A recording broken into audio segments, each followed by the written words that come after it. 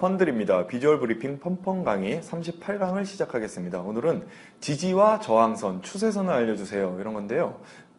좀 기본적인 내용이죠. 그래도 이 개념을 잘 알고 계셔야 기본적인 기술적 분석에 유용하게 쓸 수 있습니다.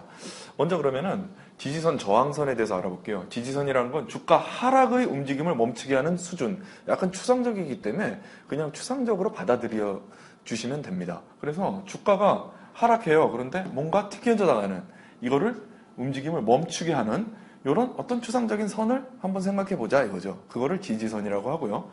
저항선은 반대입니다. 뭔가 상승하는 그런 움직임을 멈추게 하는 수준, 그런 수준을 바로 튕겨지게 하는 그런 선을 우리는 저항선 이렇게 부릅니다. 이게 그래서 꼭 무슨 딱 정해져 있는 고정적인 관념이라기보다는 정말 여기서 정의한 그대로 하락을 멈추게 하는 어떤 수준과 그런 개념, 상승을 멈추게 하는 어떤 수준이나 개념, 그런 것들을 지지, 저항 이렇게 받아들여 주시면 됩니다. 그래서 굉장히 많이 나오고 응용도 많기 때문에 정확한 한계를 지으려고 하지 말고 그런 개념으로 받아들여 주시면 됩니다. 이어서 그럼 지지선과 저항선이 어떻게 형성되는지 캔들 차트를 보면서 이게 실질적인 우리 코스피 차트인데 여기서 어떻게 나타나는지 볼게요. 최고점이죠. 최고점에서 이번에는 저항선을 수평으로 한번 그려봤습니다. 수평선으로. 그러면 이 고점은 앞으로 좀 전고점이라고 하죠. 이거를 뚫기는 힘들지 않을까 이런 심리적인 생각이 들어요. 그래서 우리는 이거를 저항선이라 그렇게 한번 그어보는 거죠. 그럼 지지선은 뭘까요?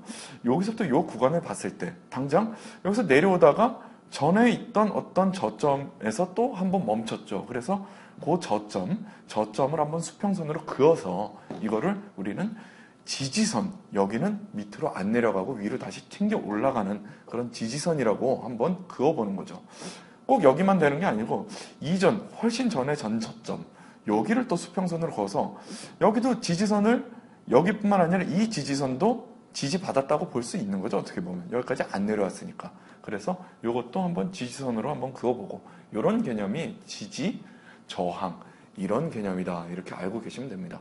꼭 수평선이 아니더라도 나중에 나오는 선 보면은 사선으로도 나오고 뭐 그런 개념이 지지 개념 자체로도 쓰고 저항 개념 자체로도 쓰니까 이후에 쭉 계속 살펴보도록 하겠습니다. 그 다음에 추세선인데요. 추세선이라는 건 뭐냐면 의미 있는 고점 또는 저점을 연결한 선입니다. 그래서 저점을 연결한 선을 우리는 상승 추세선이라고 하고요. 의미 있는 고점을 연결한 선을 하락 추세선이라고 합니다. 이렇게 말로만 하니까 조금 개념이 안 와닿죠. 그래서 직접 보면서 한번 설명을 해보도록 하겠습니다. 의미 있는 저점들을 이은 선, 요거를 상승 추세선, 우리는 이렇게 얘기를 하고요. 의미 있는 고점들, 이것을 우리는 하락 추세선이라고 합니다. 근데 우리는 상승 추세라고 그랬죠. 상승. 그거는 상승 추세에 있을 때 하락 저점들을 연결했을 때 우리는 상승 추세선이라고 하고 하락 추세에 있을 때 상승 고점들을 연결한 걸 하락 추세선이라고 합니다.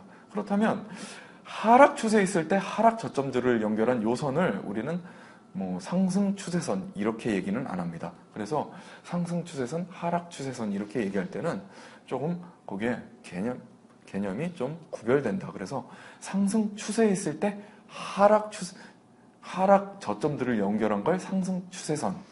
그 다음에 하락 추세에 있을 때 상승 고점들을 연결한 걸 하락 추세선으로 이렇게 얘기를 한다. 그렇게 알고 계시면 되는데 실제 분석에서는 그렇게 크게 많이 쓰지 않고 오히려 저항선, 지지선 이런 식으로 좀 변경돼서 그렇게 많이들 분석에는 사용하고 있는 실정입니다. 그 다음 예를 보면은 나중에 나옵니다. 그때 다시 설명을 드리도록 하고요. 참고적으로 이렇게 평행선을 고점을 연결했는데 평행이더라, 저점을 연결했는데 평행이더라. 그러면 평행 추세선 이렇게도 얘기를 하고요. 잘 쓰지는 않습니다. 그러면 이번엔 중심 추세선이 뭔가 한번 보겠습니다. 상승 추세선을 그렸는데 상승 추세선을 하락 이탈하면서 이것이 다시 여기서 보면은 저항선 역할을 하는 경우가 있어요. 그래서 이게 여기서는 상승 추세선을 그어지면서 지지선 역할을 했는데 여기서는 다시 저항선으로 바뀐 이런 거를 우리는 중심 추세선이라고. 그래서 지지선이었다, 저항선이었다, 왔다 갔다 했다라는 거죠. 그래서 그 중심에 있다 해서 중심 추세선 이렇게 얘기를 합니다. 그러면 좀 이상하죠? 이게 상승 추세선이라 그랬다 지금은 또 무슨 지지선이라고 얘기를 하고 있어요.